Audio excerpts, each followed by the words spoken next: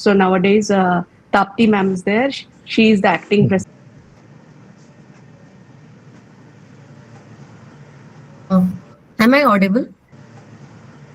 Am I audible? Yes, you Yes, are. you are. Please start. Yes, yes, ma'am. A very good afternoon to all the respected principals of the collaborating institutions, all the course coordinators, resource person, Dr. Subir Sir, literature enthusiasts, and dear participants joining us today. On behalf of the Shakespeare Society of Central India and the collaborating institutions, I am delighted to welcome you all to the day 7, the concluding day of this National Online Certificate course in Shakespearean Studies.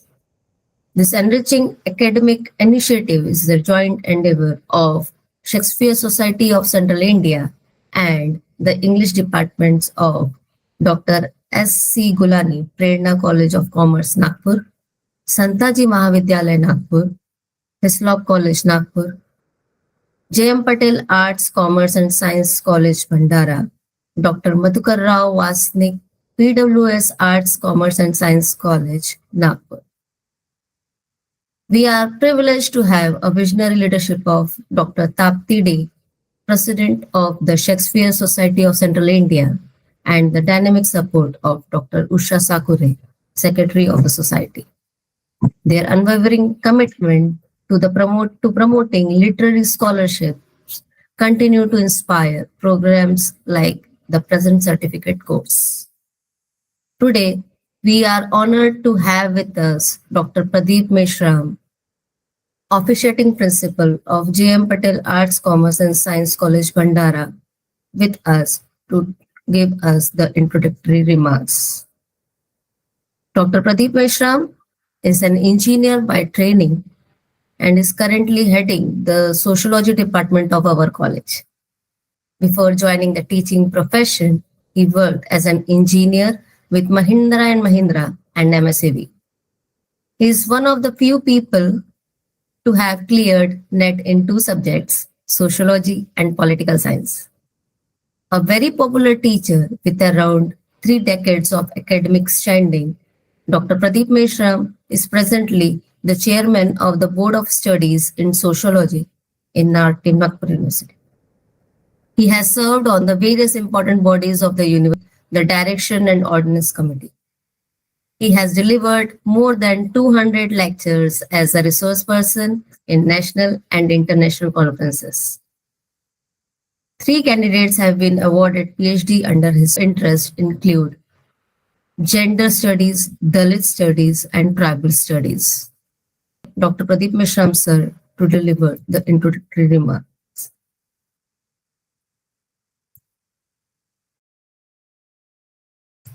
Sir, please unmute yourself. Thanks, Mohana. Office bearers of the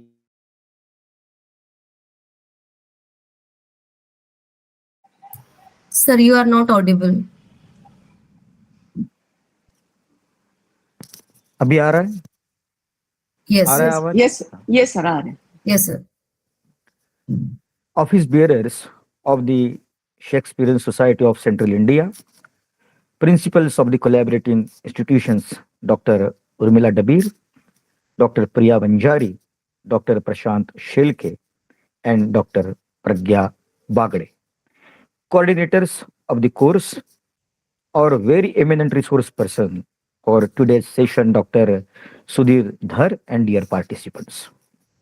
A very good afternoon to you all. It gives me a great pleasure to welcome you all to the certificate course in Shakespearean Studies. As we come to the conclusion of this certificate course, let me place on the record my very sincere appreciations for the spirit of cooperation shown all the collaborating institutions. I'm told that this time around we have participants from outside India also. That is really great. Friends, even after so many centuries, Shakespeare's plays still speak to us because they deal with feelings and experiences that have always been a part of human life. Love, ambitions, jealousy, power, betrayal, identity, and the choices between right and wrong. His characters cut across cultures and generations, reminding us that human nature changes little with time. The aim of the certificate course has been to help you see Shakespeare not as a writer of the past, but as a living voice, a voice that still shapes our thinking. This certificate course not only explores but also celebrates the enduring universality of Shakespearean's work. I hope that today's lecture by Dr. Sudhir will also lead us into a new aspect of Shakespeare's writings. Thank you. Thank you. Thank you very much, sir. Over the last 6 days, we have some very insightful lectures on the timeless works and enduring legacy of Shakespeare. Let us continue this journey into the world of Shakespeare together with our today's resource person, Dr. Subir Dhar. We are truly privileged to have an eminent scholar like him with us today. Dr. Subir Dhar is currently working as a Dean, School of Humanities, Director of School of International Languages, and mentor and advisor to the Department of English, Sister Nivedita University, Kolkata. In his earlier avatar, he served as an officiating Vice Chancellor, Rabindra Bharati University, Director of University's School of Languages and Culture, HANI, Director of Tagore Gandhi Center, and of course, the Professor of English. I am truly privileged to welcome you, sir.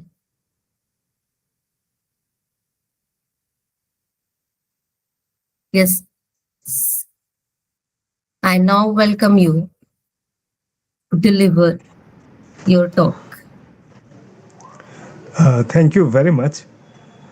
First of all, my connections with Nagpur and the Shakespeare Society of Central University goes back several years.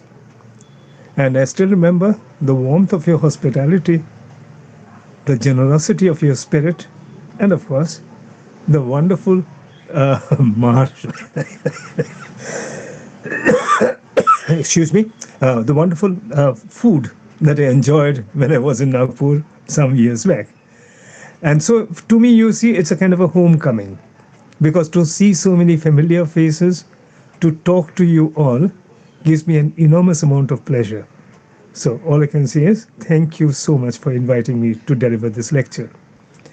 Now, let me, confess that what I want to do, since this is the last lecture in your series of the course that you're running, and you have a very wide range of audience, not only people who are specialists in English literature, but people who are seriously interested and engaged with what the first speaker called the enduring legacy of William Shakespeare. Because of this, you see, and also because, it's a wonderful Sunday late morning, and I have been given about 1 hour's time, a little over 1 hour's time. So I thought that instead of giving a kind of a very structured lecture, I would really share with you some of my ideas and thoughts, give you a kind of a leisurely stroll through my discourse. Now, let me begin. You see, what I will be talking about is a single play by William Shakespeare. That is, The Winter's Tale, which is one of the last plays of Shakespeare, and a play which is really interesting because, it spans across tragedy and comedy.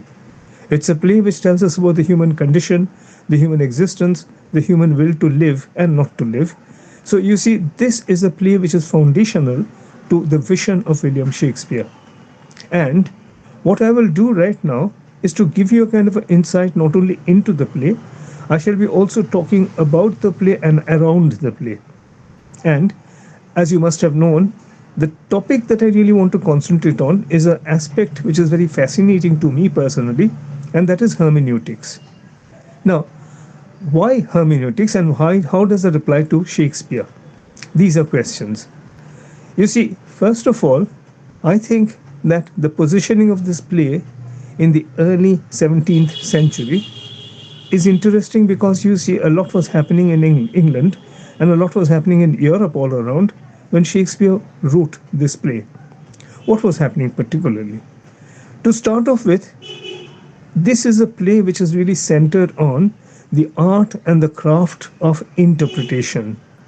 And interpretation, of course, as you know, is essentially what we call, in more sophisticated terms, hermeneutics. And I shall be talking about that. And I shall be talking about not only interpretation, but also how you see interpretation has evolved over the centuries, not only in the West, but also in our own Indian tradition.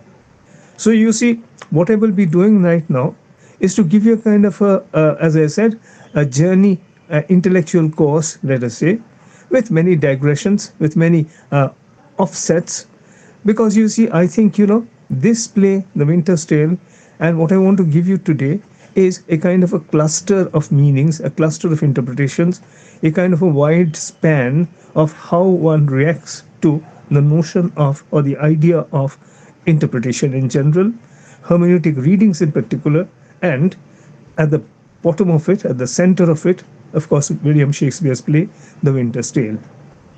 Now, I'll start off with something very basic. I'll start off with the title of this play, The Winter's Tale. Now, this word tale is a fascinating word. Why? For a number of reasons. Number one, you see, a tale is, of course, a tall tale. That is a story that is unbelievable, isn't it? Now, if you think of it, is this play really a tale? Because when we talk about tales, what we think of are, of course, stories that are told. Now, this is, first of all, not really a story that is told, because this is a play that we watch on the stage or a play that we read on the page.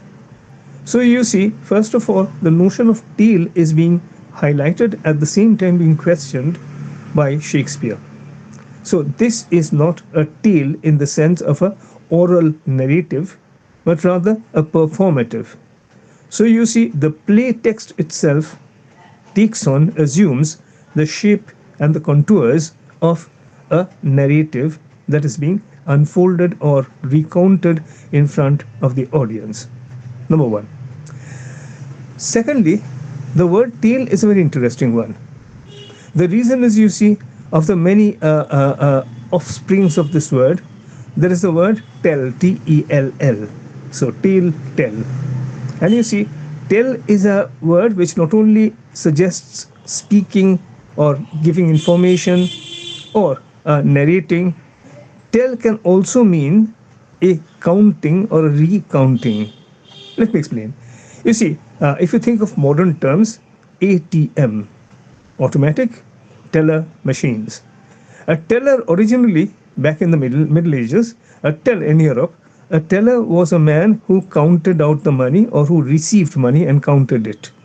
So you see, this is a concept that you find in the phrase, say, for example, Rabindranath Tagore, in one of his Gitanjali poems, says, cease counting or telling your beads. No, cease telling your beads. In other words, counting. Now, counting is, of course, as I suggested, recounting. That is, re-saying, restating. So you see, in this sense, the Winter's Tale is really a question of a tale, a telling, a showing, if you want. And obviously, when you're showing or telling something, you have an audience in mind. The audience is there as the receptors of the tale, the people who ingest, the people who take on or receive the message that is contained in the text. And so you see, the Winter's Tale. Oh, the other thing. Once again, you see, tell, T-E-L-L, or its adjunct, tale, T-A-L-E, are also interesting because you see, from the Indo-European language, a tale becomes, in several languages, particularly in Hebrew and in Arabic, it becomes a tila or a tell. For example, see the word Tel Aviv. Tel means a mound, a small hill. So Tel Aviv is a town, actually a spring town on the top of a small hill. Now, in Hindi, Urdu, Bengali, and several other Indian languages, we use the same word. We say tila. A tila is a mound. Usually, you see, a mound which covers a buried civilization. So, you see, tila, tel, these are words which are cognates. So, you see, these are interesting insights, I think, into the concept of the tale, the telling, the teller, and obviously what Shakespeare is doing in this play, The Winter's Tale. Now, much more important than that is I think what was happening in Europe back in the early 17th century. What was that? First of all, there were two shifts, and once again, you see, many of you, I'm sure, know this almost better than I do. But let me quickly, go over these 2 points because they are very fundamental to what I shall be talking about. What were these shifts? The first one was a movement from what we call relational semantics to a different kind of a semantics, which is referential semantics. What does it mean? Well, these are strategies of thought that really date back to the Bible. In the book of Genesis, we are told that God gave Adam the power of naming the animals. So you see, the idea was that there was the Garden of Eden, and there it was populated by God by all kinds of animals, beasts, insects, all kinds of life. And God gave Adam the power of naming the animals. The idea was that, you see, Adam had the right of pointing at an animal and giving it a name. For example, he would point out, say, the cow, and immediately that animal became a cow. He would point out, say, at an elephant, and immediately the elephant would become an elephant, and so on and so on. Now, once again, this is something that all of you know, but I'll just quickly simplify once again. So, essentially what was happening is an object was being associated with one particular word. For example, when someone said dog, it meant only that animal, dog, and nothing else. So you see, this was the basis of what we call relational semantics, in which the word, if you want, signifier, is related to the signified. That is, the signifier is the animal, the signifier is the word, and the signified is the animal that is being indicated. So there was a relation between these two. Now, it's also interesting, I thought, that you see, if you look into this a little deeper, this is a narrative that you find not only in the book of Genesis in the Bible, but you also find it in the Arabic text or the Middle Eastern text, the Quran. But there's a difference. I'll quickly spend 2 minutes on this because I thought it was interesting, and maybe you may not have fully realized this. First of all, let me give you the text from the Bible. One sec, please.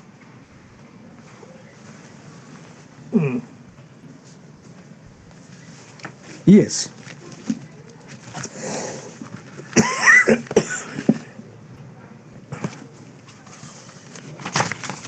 This is Genesis.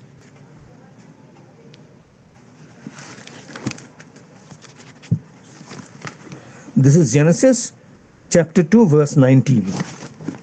And this is how Genesis runs.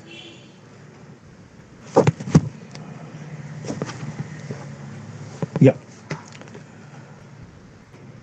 Out of the ground, the Lord God formed every beast of the field and every bird of the air, and brought them to Adam to see what he would call them. And whatever Adam called each living creature, that was its name. That's Genesis chapter 2, verse 11. There's another place in the same book, Genesis, in which is in which you see there's a reference to the Tower of Babel. The idea was that in the Garden of Eden, the language that was being spoken is, of course, this language that Adam had invented, this language which is called the Adamic language. Now, and this Adamic language is universal because you see, wherever the descendants of Adam went over the earth, and set up their families, everywhere across the earth, the same language would be taught, which was very convenient because, as you know, the man in Africa would understand what the man in Canada would be speaking. The man in Canada would understand what the man in, say, Tamil Nadu would be speaking, and the Tamil Nadu person would understand what you are speaking in your own state. In other words, you see, there was only one single language, and so there were no linguistic barriers or differentiations between the different peoples of the world. Number one. Now, this happened to change when man was very proud of himself and started building the Tower of Babel. The Tower of Babel, in man's imagination or man's aspiration, would be a tower tall enough to touch God in heaven. Now, naturally, the book of Genesis tells us that God was irritated with this, angry with this, and he used two strategies to curb man's inordinate pride. What were these strategies? The first strategy was God's use of his secret weapon, lightning. Remember, it is with lightning that God stops Satan from overthrowing him. So, God used lightning, and lightning struck down the Tower of Babel. That was the first action that God took. But there was an even more important action that God took, and that was, you see, the imposition of the curse of many languages on the people of the earth. That is, you see, after this, there were several languages, not the one same language everywhere, but different languages specific to the cultures, specific to the geography of the places where man had settled down. And so, you see, essentially, this is, a divide and rule policy on the part of God. That is, God is making sure that human beings cannot conveniently communicate with each other using their language. That means, you see, linguistic divisionism is creating a schism, a split between man's ability to communicate with other human beings, which would mean man could never come together once again to plot or to conspire against God. So that is, what the Bible tells us. Let me turn, that was the biblical account. Now, let me turn to the account that you find in the Quran. This is what the Quran is telling us. I'll just read the passage. It's a short passage. This is what the Quran is telling us, in, of course, an English translation. It's being written. Yeah.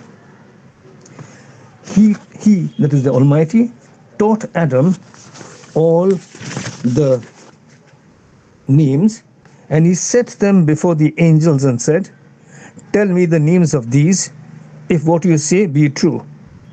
They said, "Glory be to you. We have no knowledge except whatever you taught us. You are the all-knowing, the all-wise." And then he said, "O Adam, tell them their names." When Adam told them the names, God said to the angels, "Did I not say to you, I know the secrets of the heavens and of the earth, and I know what you reveal and what you conceal?" Now, you see, this is what the Almighty in the Islamic tradition tells his angels. Now, there's a difference between, you see, what the Bible tells us and what the Quran tells us. Why? Because in the Bible, you see, God gives Adam the power of naming the animals, in a sense of creating human language. In the Quran, God doesn't give Adam this power, but rather he says that Adam knows the names of the animals, and he instructs Adam to share these names with the angels, who apparently are ignorant. In other words, you see, there's a difference, a divergence of approach, of attitude to this whole notion of Adam naming the animals, of, if you want, Adam creating the Adamic language. In the Bible, Adam, as a human being, is more empowered. In the Quran, Adam, as a human being, knows only what God has told him. So you see, there's a kind of a shift, if you want, from a kind of a theocentric approach to a more, let's say, slightly humanistic touch in the Christian Bible or the Jewish Bible. Now, This is interesting, I thought, because you see, this is a major shift that took place. And this shift from relational semantics to referential semantics also caused a great deal of intellectual inquiry among the people of the early Middle Ages and the late Middle Ages. Number one. Not only that, you see, there was a second shift that happened, which was also very important, and that is, you see, the way in which people thought they would interpret realities. Now, this is something, this is really the hermeneutic tradition, and it really started off with interpretations of the Bible. The reason was, after the Reformation, Bibles started to be printed in the vernacular, which meant, you see, that a man who did not know Latin would be able to read the Bible by himself and for himself and to make his own interpretations.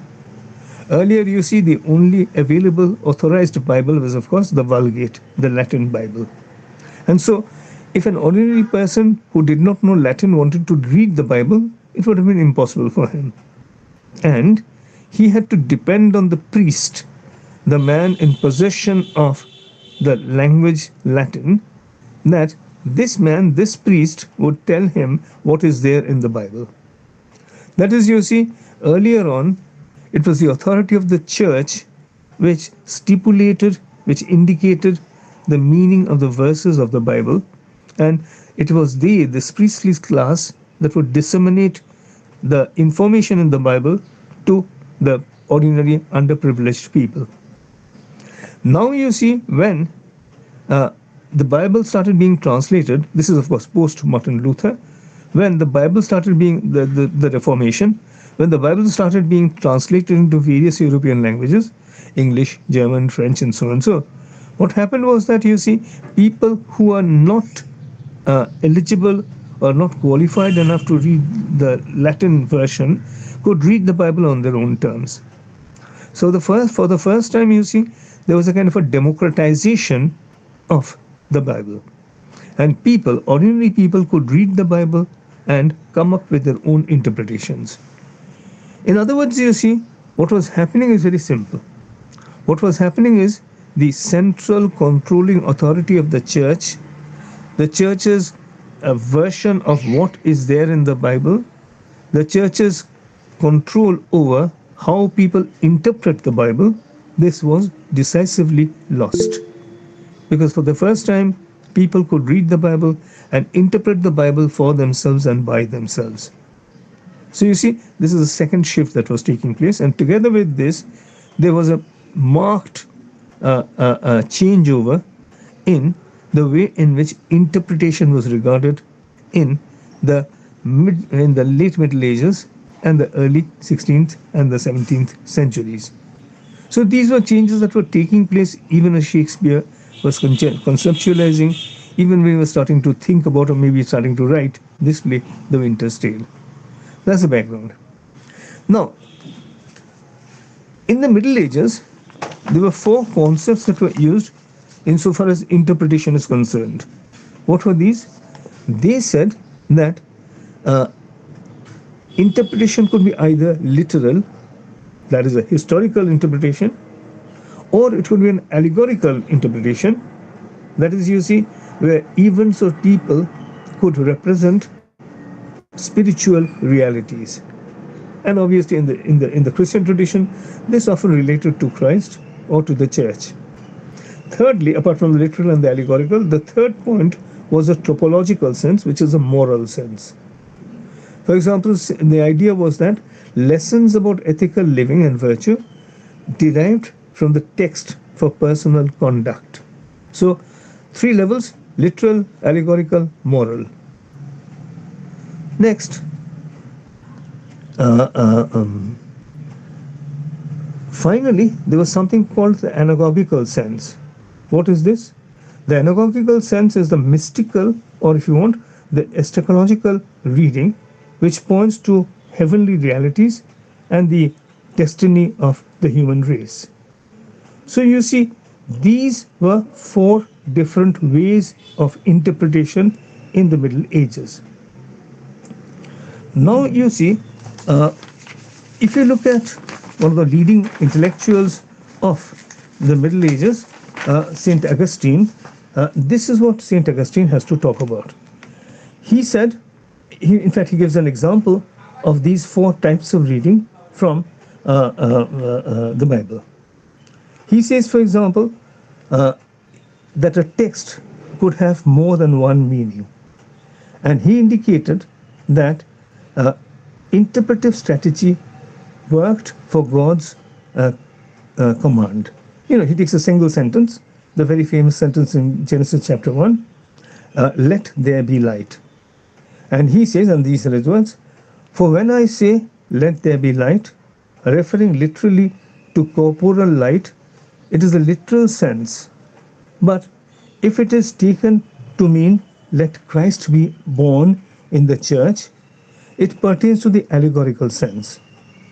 But if one says, let there be light, in other words, let us be conducted to glory through Christ, it pertains to the analogical sense. And finally, if it is said, let there be light, in other words, let us be illuminated in mind and inflamed in heart through Christ, it pertains to the moral sense. Now you see, in other words, four different ways of interpretation which were conventional in the Middle Ages and later on in the 16th century. Now,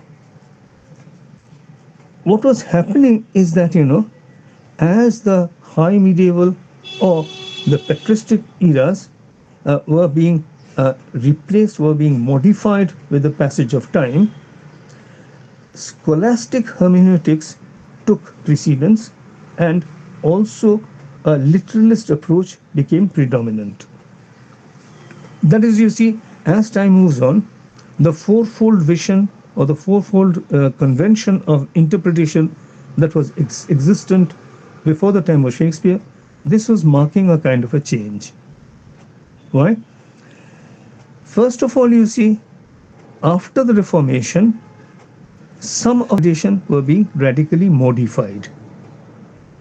In other words, you see, the whole idea was that how the Bible could be read would be controlled not in terms of this fourfold vision that I was talking about before, but rather more in terms of the literalist reading of the Bible. That is, you see, the literal reading became very predominant in and after the Middle Ages. And the point is, this is insistence on this new ideation was called sola scriptura. That is, the scripture alone as the source of authority. And this is completely contrasting with the Catholic reliance on both scripture and church tradition. So you see, according to the Catholic tradition, the church tradition is equally important as the word of the Bible. Post-Reformation, more emphasis came to be given on not the church authority, but on the text itself.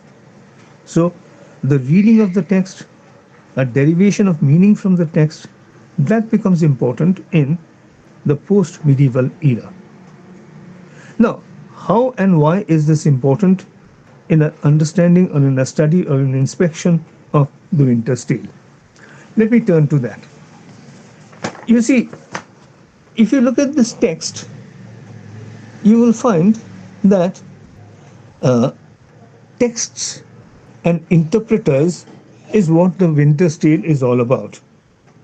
And this is particularly true if we recognize, in keeping with the contemporary practice in communication research, that a text can be variously and differently interpreted as either as any unit of communication or as any cultural product whose meaning we are trying to figure out, or fundamentally any sign or system of signs that can be interpreted and or analyzed. Now you see, think of the Winter's Tale as a text. Now, first of all, as we all know, you have Rolla Barthes, who says that a text is a kind of a mental unspooling of the meaning that you construct when you read a text. But in a more general sense, a text can be any artifact, any incident, any film, any work of literature which has a meaning and which the meaning of which you can not only interpret but also engage with. Now, my point is, in the Winter's Tale, the importance given to the idea of referentiality, of reading and making meaning, is skewed by over 30 different references in the play to processes and acts of studying, discernment, perception, understanding, and cognition.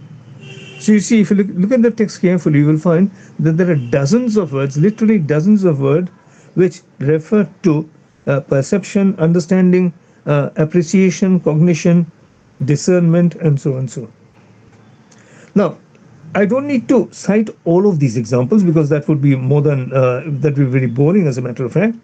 But let me indicate that some of these words are very important in any study of this text, The Winter's Tale. Like what? First of all, you see, there is a series of images and metaphors that suggest the idea of reading by likening countenance or physiognomy to documents of printed textual material. Now, this is something rather important, and once again, something that you know. The idea is, of course, you see, if you think of Shakespeare's age, this was the age of print, the advent of print. So you see, nowadays, writing goes hand in hand with printing in ink.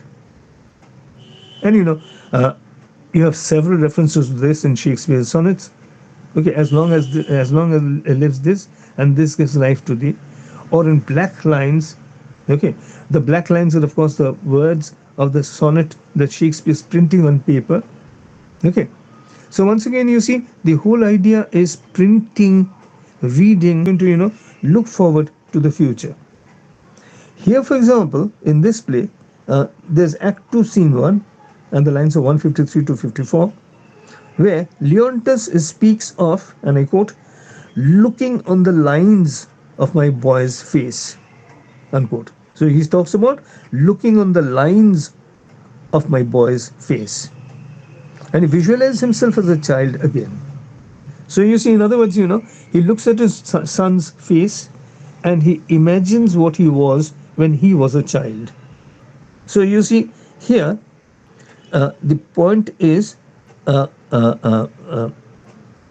countenance, appearance is being compared to documents or printed textual material.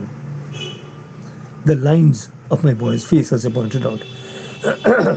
Later on, in Act 2, Scene 3, lines 98 to 99, Paulina holds up Leontes' baby daughter before the king and the lords and says, quote, although the print be little, the whole matter is a copy of the father.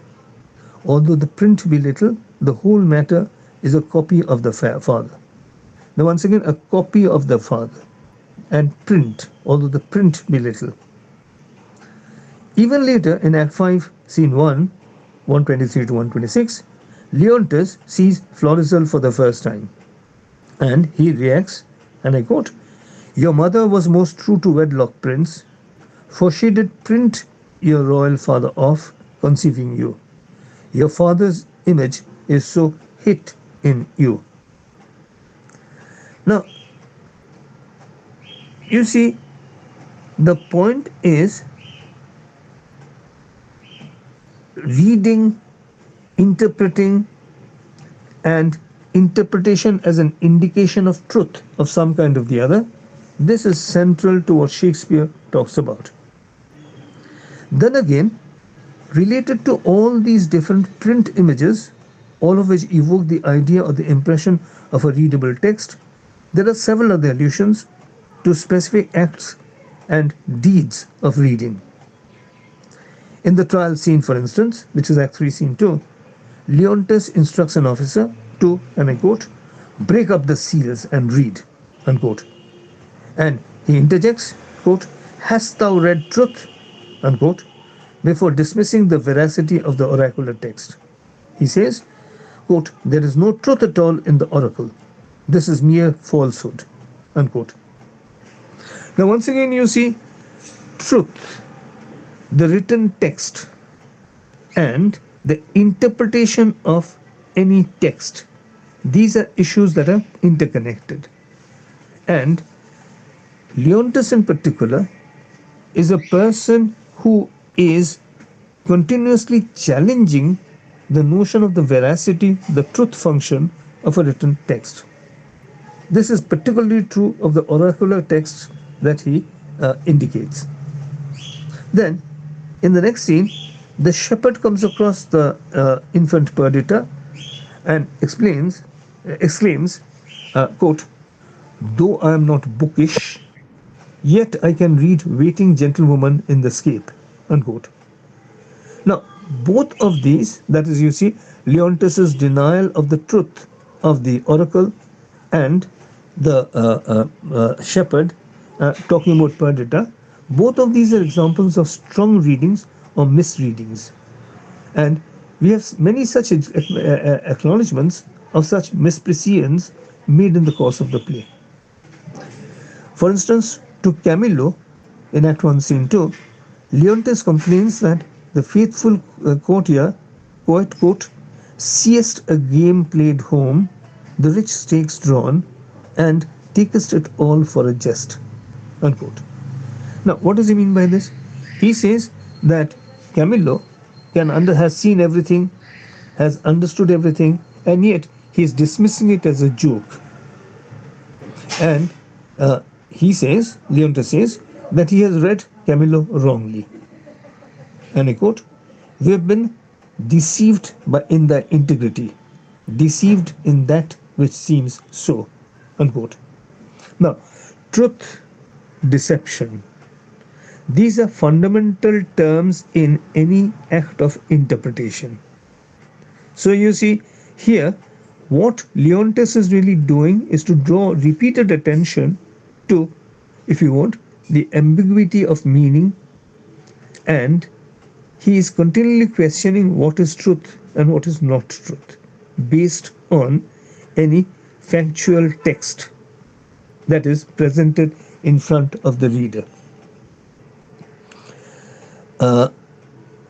Okay, but let me give you another example. This is the concept of making meaning of interpretation or misinterpretation. And you know, this figures centrally in Leontes' interrogation of Camillo. This is a long speech by Leontes, and this is what Leontes says. Was this taken by any understanding pate but thine? For thy conceit is soaking, will draw in more than common blocks. Not noted, is it, but of the finer natures, by some severals of headpiece extraordinary, lower messes perchance are to this business purblind. Say. Now, let me explain this long passage. You see, what is happening is that, as you all know, if you think of the play, Leontes has seen his wife in close proximity with his friend, and he immediately suspects that his wife has been unfaithful to him. Now, obviously, there are no substantial grounds for this suspicion, but Leontes, being a very suspicious individual, a kind of a latent jealousy working in him, is convinced that his wife has been unfaithful. And he turns to his most faithful courtier, Camillo, and this is what he was asking. Okay, so he says, was this seen by anyone apart from you? I mean, he is indicating that you, Camillo, you are a good reader, you have a strong headpiece, and so he says that is it that it's only you who can understand this, and that other ordinary people who have not the powers of perception that you have, that they cannot understand this? That's the question that he's asking. Later, in the course of the trial scene is Act 3, Scene 2, the arraigned Hermione protests that she has been, and I quote, condemned upon surmises, all proofs sleeping else, but what your jealousy is awake.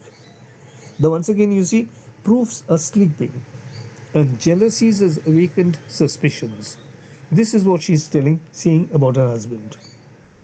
And uh, a similar kind of a situation can be seen, though in a less heightened way, in Polixenes disguising of himself as an old man in Act 4, Scene 4. Uh, at this point, Polixenes remarks upon Florizel's restraint in presenting trinkets to Perdita, and he comments that the lass may, quote, interpretation abuse and call this your lack of love or bounty, unquote. So, interpretation once again. The situation is Florizel is not buying trinkets for his beloved, and here this man, Polixenes, is asking or indicating or commenting that uh, this young man, okay, may be misunderstood by his lover because he has not bought her these cosmetics or trinkets. Okay. Now, at the same time, this notion that I was talking about, print medium and the idea of truth, this is something which is also very critically commented upon in this play. There's a minor character called Mopsa, and Mopsa in Act 4, Scene 4 has something important to say. She says, I love a ballad in print, for then we are sure they are true. I love a ballad in print, for then we are sure they are true. In other words, you see, to a certain group of readers, anything in print is automatically true. And you see, this is of course something which has succeeded over the centuries. Even today, you see, if you watch a television, news, and you see something which is being demonstrated there, caught in the camera, you say it must be truth. Why? Because I've seen it on TV. So, in those days, whatever has been printed must be true. And there's a variation of this nowadays. People say that it must be true because it was there in the papers. Okay, so you see the whole notion of interpretation, the finding out of truth, the whole notion of believing or misbelieving in what you're reading. These are the central issues in this play, The Winter's Tale.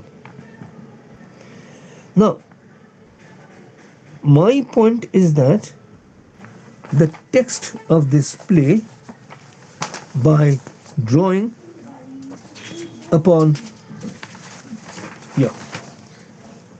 attention so frequently to the phenomena of meaning making, seems to be interrogating the very process by which we make sense of the sign texts that impinge upon our consciousness. In other words, you see, the question is, meaning making is being interrogated, because we are being asked to realize, to question, to investigate how the science texts that are always imposing themselves on our consciousness, how we realize them as either truth or not truth. To put it a little more complexly, Shakespeare seems to be exploring, or at least to scrutinize, the phenomenological issue, perhaps even the Kantian or the post-Kantian sense, of making sense, of constructing meaning, and of related issue of the role and function of the perceiver or the reader. Now, one of the greatest thinkers in the Western world in the area of interpretation is Edmund Husserl. And Husserl has observed, and I quote, every object conceivable in general as an object of possible experience has its subjective modes of givenness. It can rise out of the obscure background of consciousness and from there affect the ego and determine it to an attentive apprehension to determine particular affections and orientations. Now, what does this mean? I'll simplify it a bit. Husserl says every object conceivable in general as an object of possible experience has its subjective modes of givenness. That is, you see, every object that impinges upon your consciousness has its own subjective modes of givenness. That is, you see, nothing is what it seems to be. Everything depends on how you assess it, how you understand it, how you interpret it.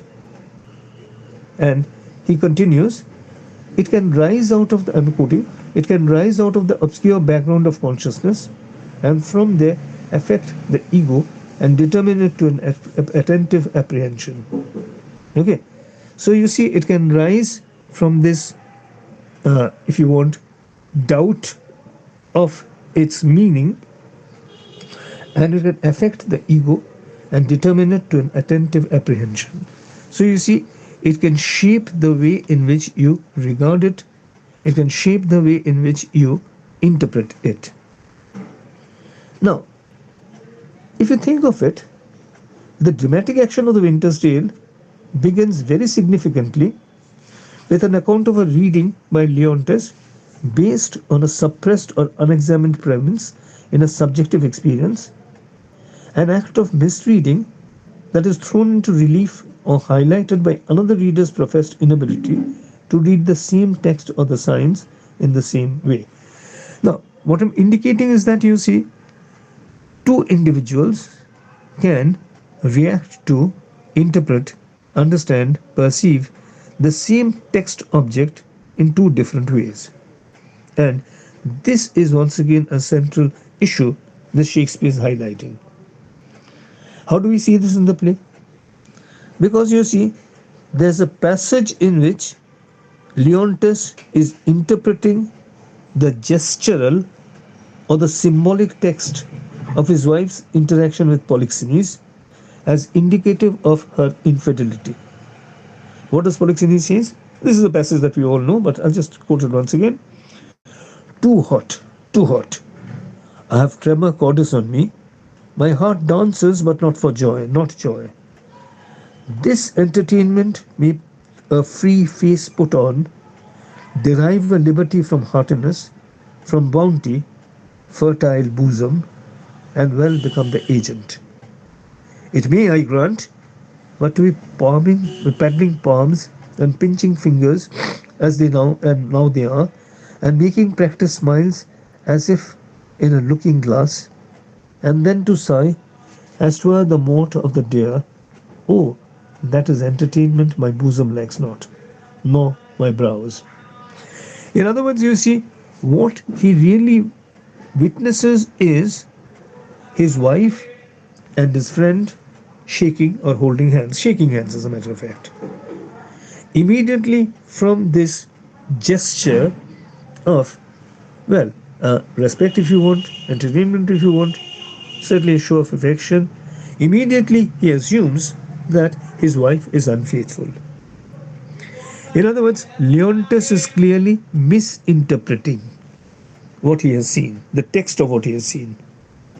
And then you see, more importantly, Leontes tries to impose his assumed meaning on the consciousness of Camillo.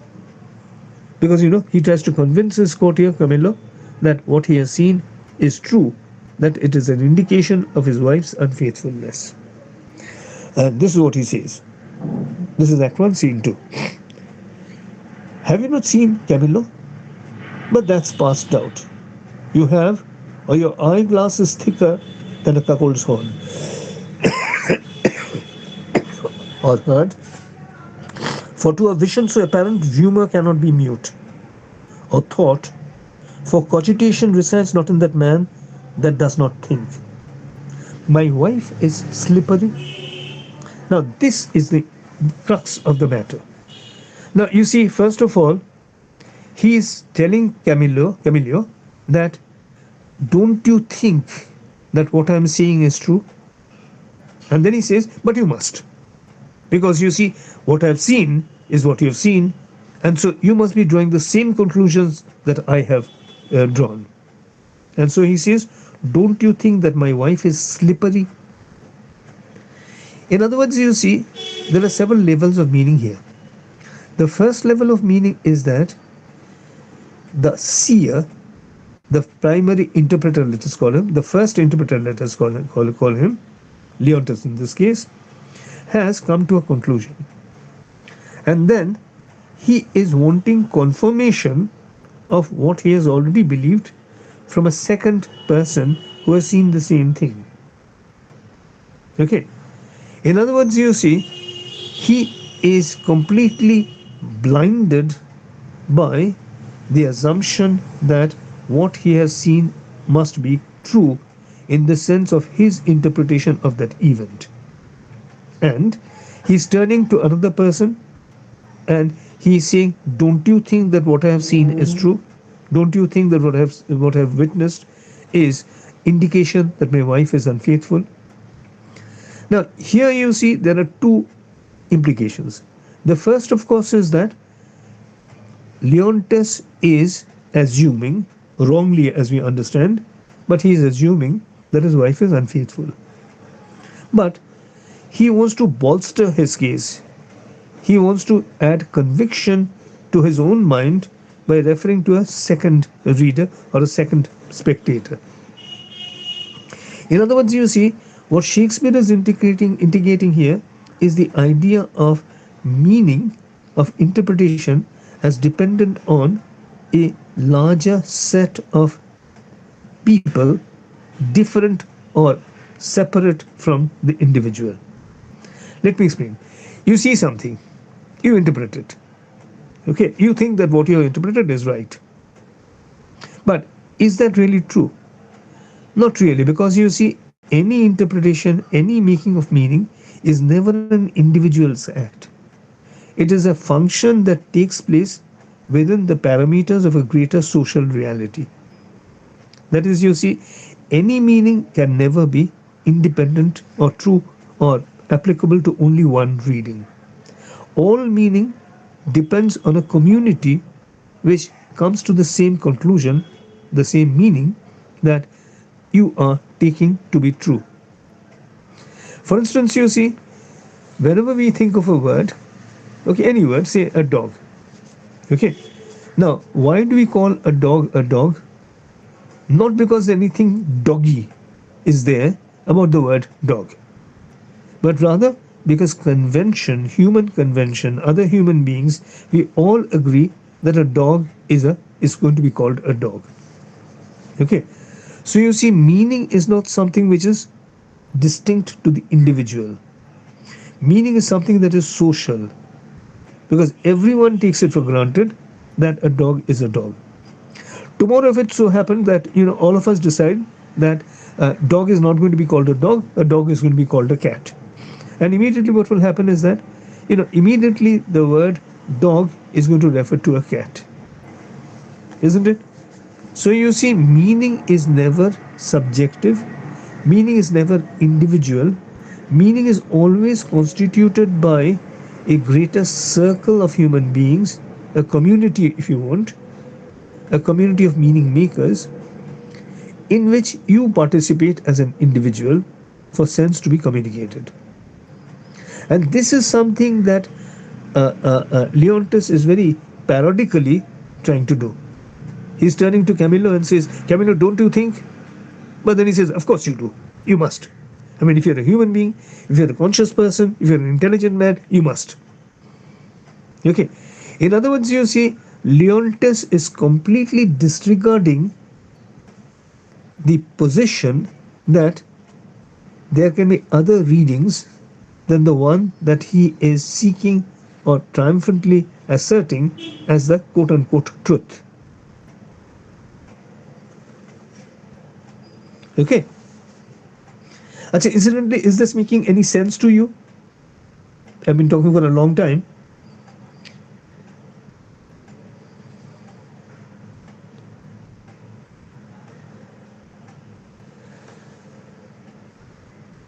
Okay. I think I'll take your silent as assent and move on. So you see here,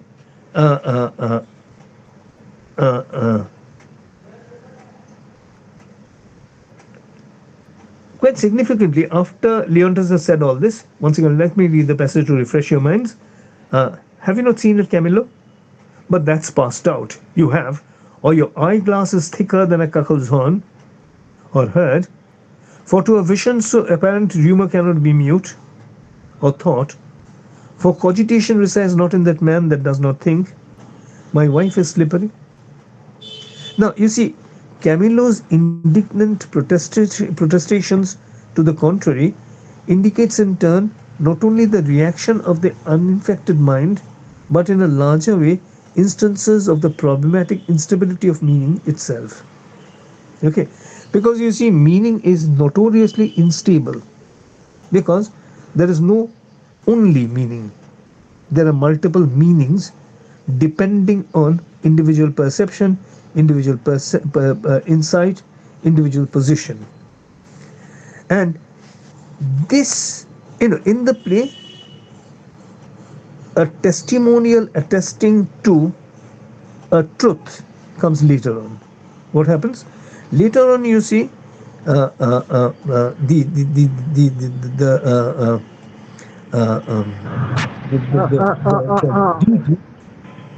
Okay, the deity, that is, you see, the oracle reveals the truth. Okay, at this moment we haven't yet understood we haven't been told about the oracular testimonial attesting to the innocence or the chastity of Hermione.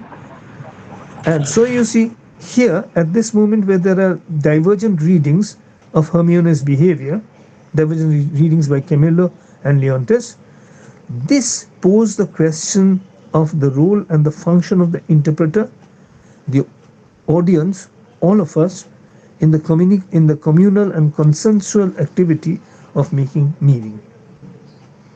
Also, further, since these implications are held and figured within the frames of a play text, which is an imaginary and literary artifact, it generates the suggestion that Shakespeare is offering us some of the ground on which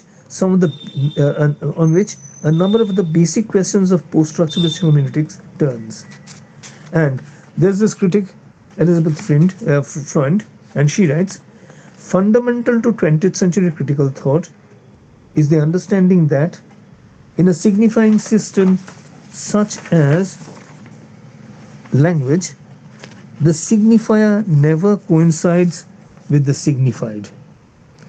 One of these elements is always, so to speak, outstripping or in excess of the other.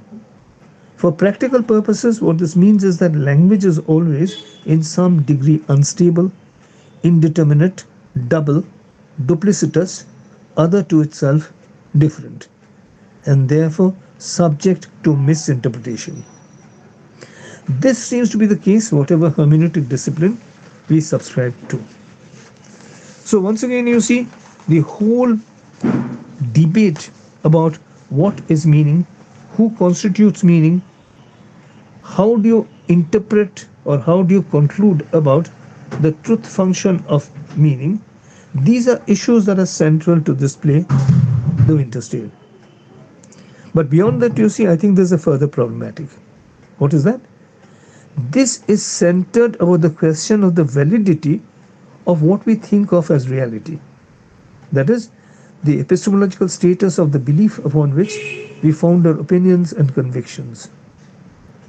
Now, you see, given that the phenomena we assume to be real is often no more than a mental construct, and also that perception itself is, in a sense, interpretation of phenomenal data, one may be led to a questioning of the correctness of that which we assume to be real.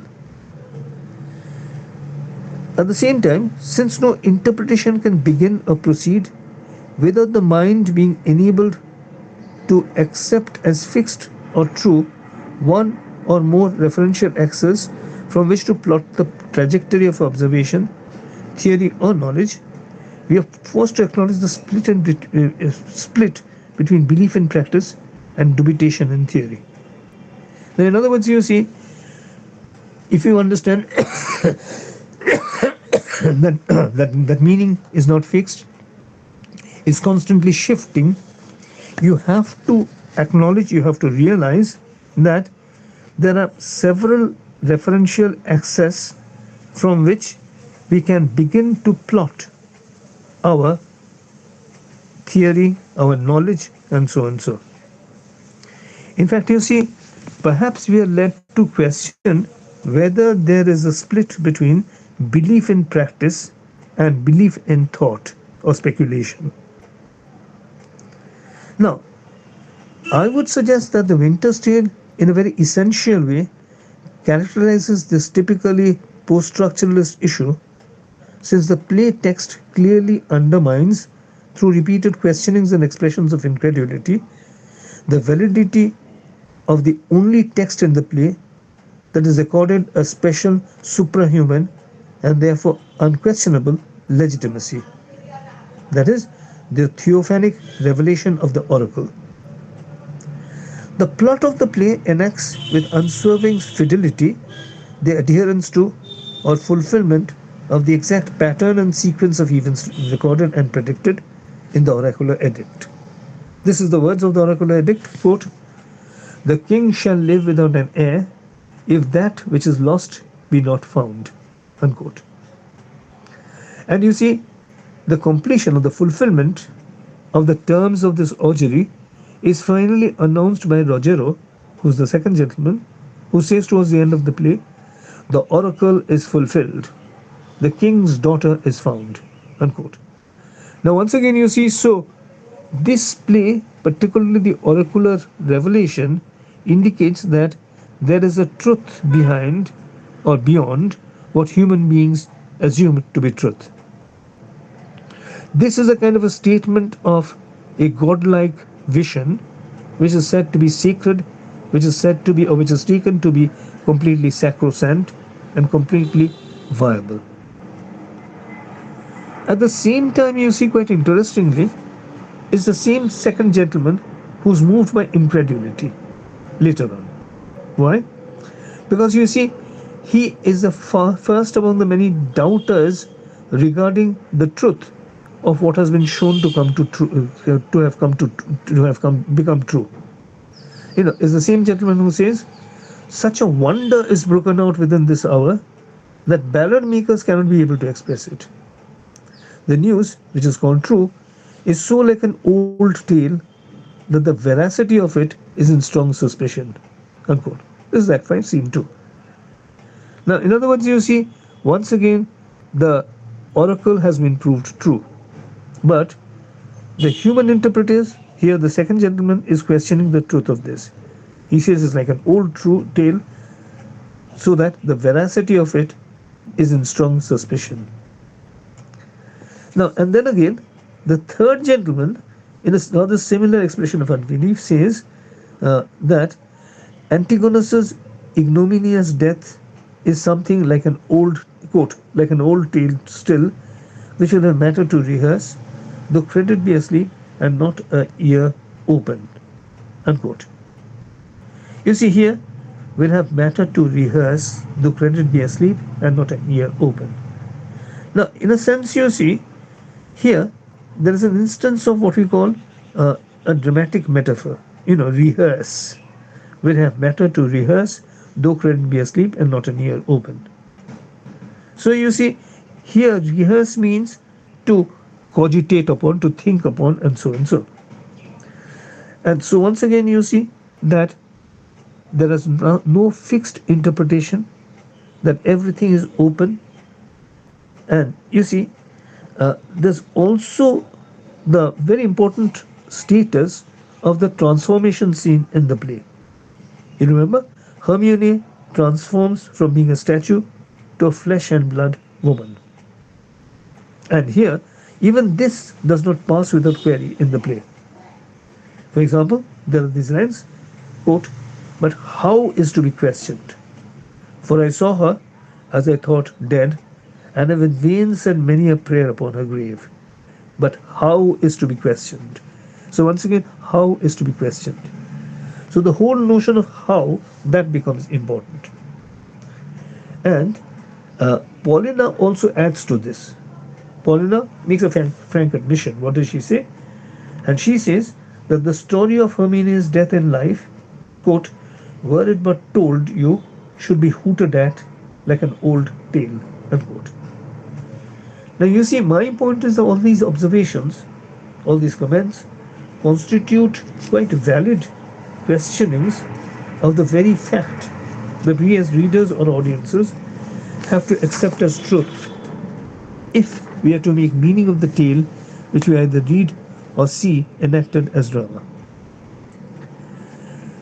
I would indicate that Shakespeare's text in The Winter's Tale is calling attention to its own speciosity. It is deconstructing by mockery, by depreciation and ridicule, its own assumed positivistic narratival logic. And it is entirely possible, I think, to describe the nature of this response to The Winter's Tale ओए क्या बोल लिया है तू मजा आ in रही Jeffrey. है Subha, Shubha Gupta, please unmute yourself. Mute yourself, Shubha Gupta. Please put off your mic. Sir, sorry to interrupt. Never mind. So I would say that it's possible to describe the nature of this response to Winter's Tale in Jeffrey Hartman's phrase as a negative hermeneutics, or as Elizabeth Front glosses this, as an quote indeterminacy that invites a resistance to closure and an insistence of greater reflection and self-reflection, not as a methodology but as a speculative instrument in the service of reading. Unquote. So you see, speculative instrument. So the whole play becomes a kind of a questioning, a kind of a cogitation, if you want, on the whole idea of interpretation, on the whole idea of hermeneutics.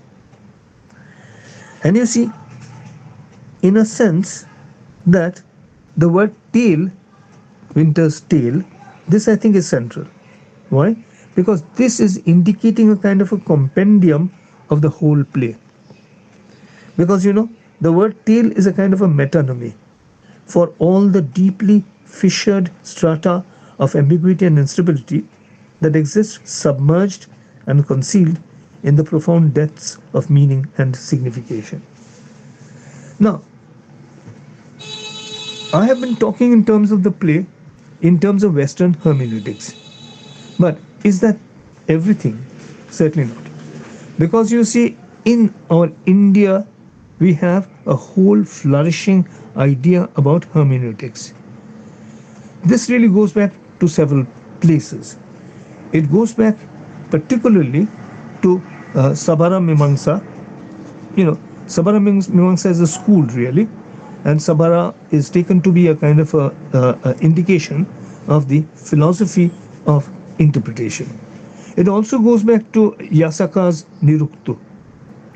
Here you see in these texts, you find a notion of interpretation, which in a sense is complementary and sometimes which goes beyond the tradition of the Western notions of thought.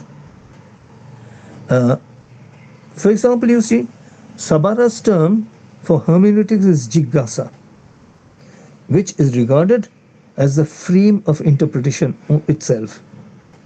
And you see, I would say that Sabara anticipates some of the tenets of reader response theory because he indicates that any proper understanding of a text, its sabda and arth, the word and the meaning, requires the reader's processing of these, but importantly, in the processing of these, Sabara also speaks of the importance of the necessity of going beyond the horizons of tradition.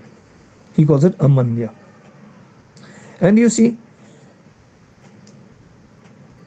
the point that Sabara makes is that, and I quote in English translation, "We shall transgress this tradition, for if we do not transgress it, we would make nonsensical the Veda, which is full of sense."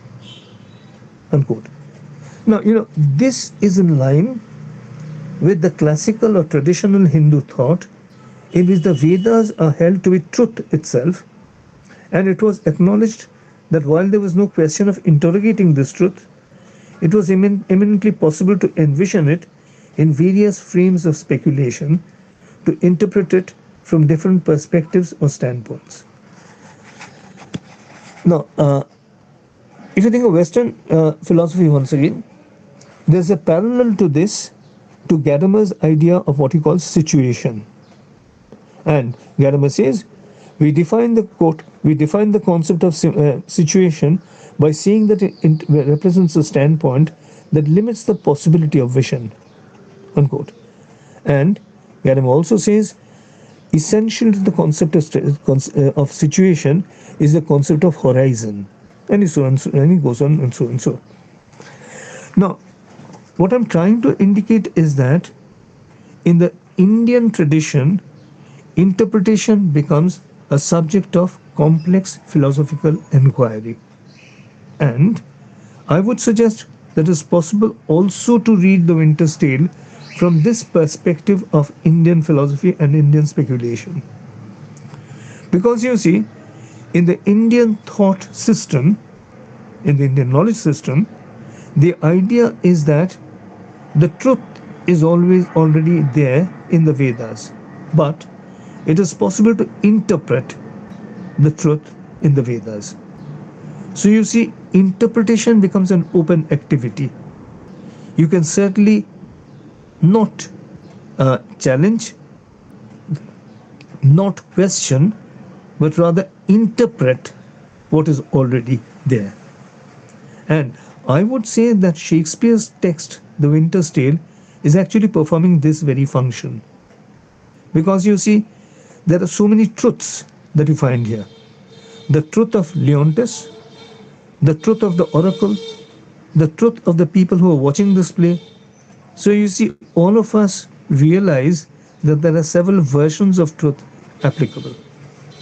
And Shakespeare is, as it were, drawing our attention to this multifarious nature of the meanings that are there in the text, meanings that we can register with, meanings that we can think over and think about.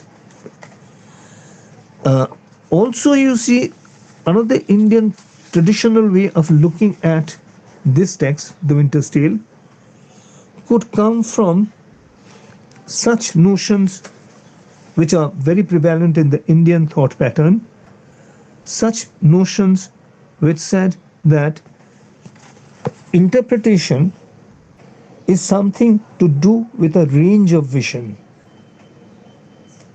And you see, the point is that there is really no need of only restricting ourselves in making investigations into this text from the hermeneutic point of view to only the Western methodologies. For example, you see, one of the most important thinkers in the Indian knowledge system is, of course, Abhinavagupta. And you see, Abhinavagupta has said that his work was called Lochana, and which is the Sanskrit for the organ of sight or the eye. And in his Dhyana he says that it is intended to serve as an eye by which one could see the light for connoisseurs. And in other words, you see, he's talking about how you can see. How you can see is, of course, how you can interpret, how you can come to terms with a text. So I would suggest that while it is possible to read The Winter's Tale as an essay or an assay in hermeneutics from the Western point of view, it is also possible to estimate this text, to regard it, to come to terms with it, to its essential message, the message of interpretation, not from the Western point of view only, but from the resources and using the resources of the human condition from the truly Indian perspective.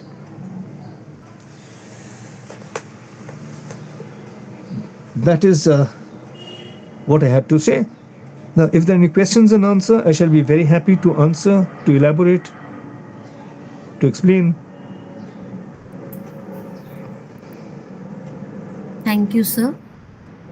Thank you very much for this insightful session.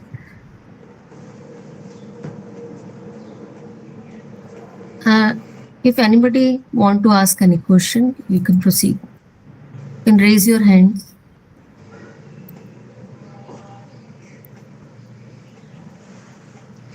Okay. Bhavna, there is a question in the chat box. Yeah. Yes.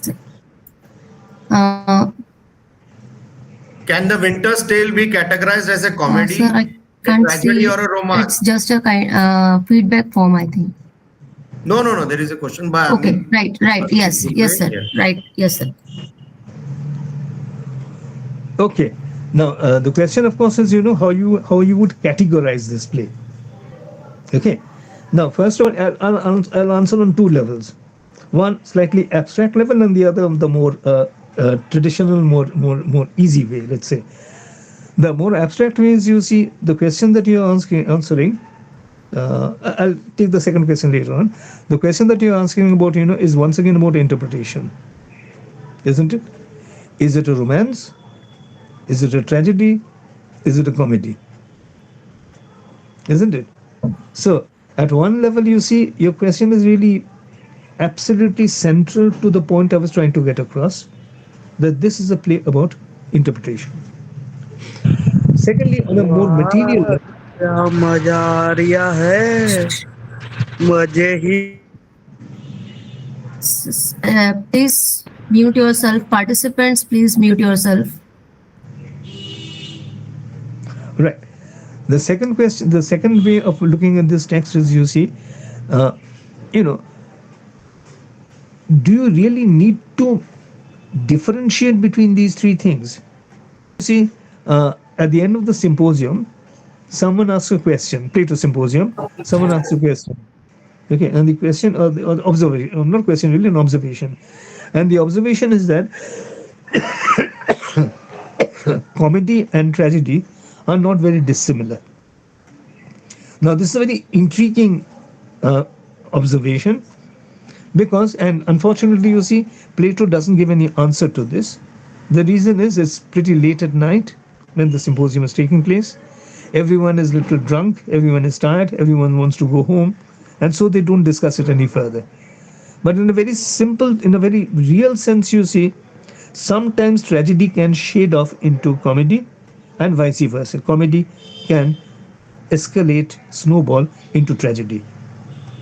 And romance, as rightly pointed out, can have two implications. Number one, romance can mean love, okay, usually physical, sexual love. Romance can also mean emotion, okay. Romance is, of course, emotionally something which is far distant, something which is strange, something which is extraordinary, and so on. So, once again, these three terms, tragedy, comedy, sir romance. I have a question Yes. sir nature we can love nature also and birds and animals too Mm-hmm. Yes, but you see, in this play, The Winter's Tale, okay, there are not too many examples of birds. The most famous example of an animal in the play is, of course, the bear. Okay, and the bear which makes a killing. Okay, exit pursued by a bear. Right, but in a general sense, certainly what you say is right. You could certainly, love everything in this world. In a sense, what you've asked is really a post-humanist perception, isn't it? That there are other aspects of life beyond the human, and it's possible to relate to that as well. But I don't think that's really relevant to what Shakespeare is doing in this particular play, The Winter's Tale. Yeah, but there was another question in the chat box.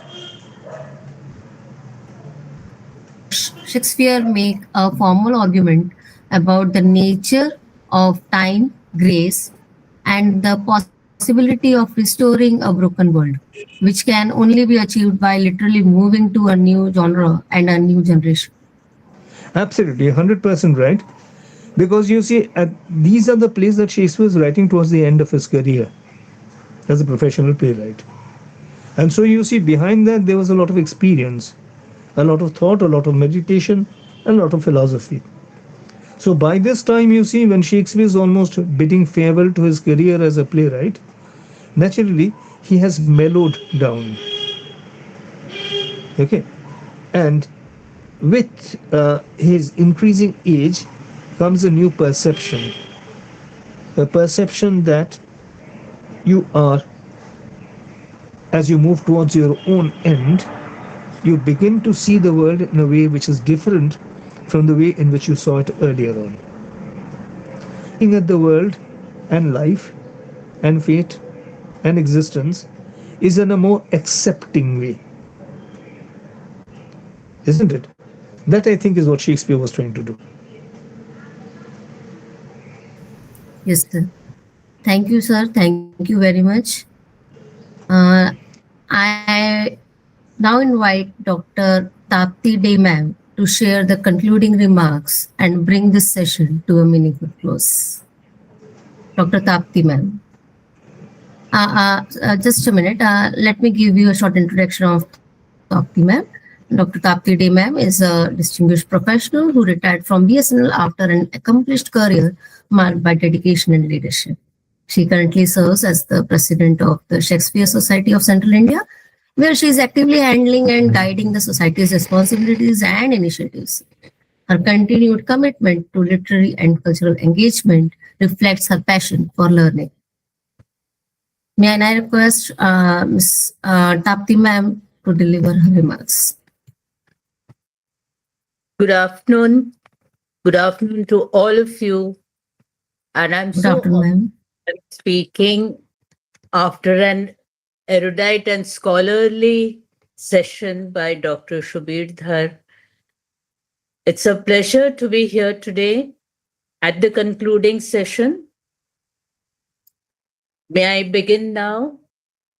Distinguished resource persons, respected principals, dear coordinators, organizers, and our wonderful participants. On behalf of the Shakespeare Society of Central India, it's my honor to extend a heartfelt note of gratitude at the conclusion of this enriching national online certificate course in Shakespearean studies.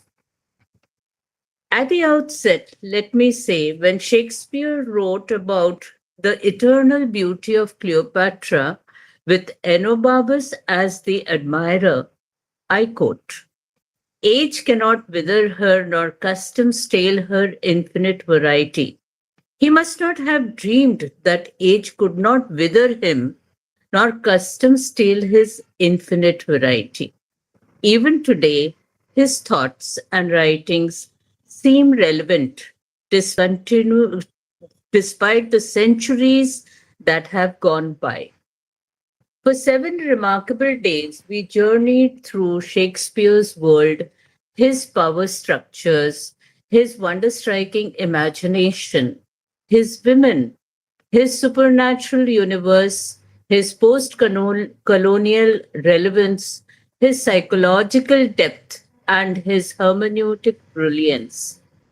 Each day echoed with scholarly insight and intellectual generosity from our esteemed resource persons who illuminated Shakespeare through diverse, contemporary, and interdisciplinary lenses. Their erudition transformed our virtual space into a vibrant academic arena, and we are deeply grateful for their commitment. This program witnessed 102 enthusiastic participants from across the country, whose curiosity and engagement animated every session. Their unwavering presence demonstrated that Shakespeare continues to live vibrantly in the minds and hearts of learners. I commend each one of you for your dedication, your questions, and your active participation. I extend a warm appreciation to our collaborating institutions, PRERNA College of Commerce, Santaji Mahavidyalaya, HISLOP College, JM Patel College of Bhandara, and Dr. Madhukarrao Wasnik, P.W.S College, for their constant support. My sincere thanks to our organizers and coordinators whose meticulous planning ensured the smooth conduct of every session. I take this opportunity to laud wholeheartedly the untiring efforts of our most enterprising, able, and wonderful little secretary of Shakespeare Society of Central India, Dr. Usha Sapure, who stands tall today for her unmatched precision in conducting the 7-day scholarly session so impeccably perfect in all respects. As we conclude, let us carry forward the spirit of inquiry, critical thinking, and literary appreciation that this course has ignited. Shakespeare's works remind us that human emotions, conflicts, and aspirations transcend time, and through such academic endeavors, we continue to rediscover the bard's timeless relevance. Thank you all once again. Long live scholarship, collaboration, and the enduring legacy of Shakespeare. Thank you so much. Good day to all of you. Let us meet again and again and help ourselves to learn more than we really learn in schools and colleges. Thank you, Dr. Bhavna, for this afternoon session. Thank you so much. Thank you, ma'am. Thank you very much. With this concluding remarks, our formal study may end up, but the journey through Shakespeare's world continues. Thank you. Thank you very much, everyone, for being the part of this learning experience and making this course a success. So, with the permission of the chair, shall I close the session, sir? Ma'am, Usha ma'am? Please unmute yourself. Thank you, Bhavna. Thank you, all the participants. Thank you, ma'am. Dear Tapti ma'am, Subir Dhar sir. Thank you, everyone. Thank you. Thank you, ma'am. Good day to all of you. Yeah. Let's go through. Yeah. All the best. All the best. All the best. Thank you. Thank you. And thank you. Bye. Thank you, sir.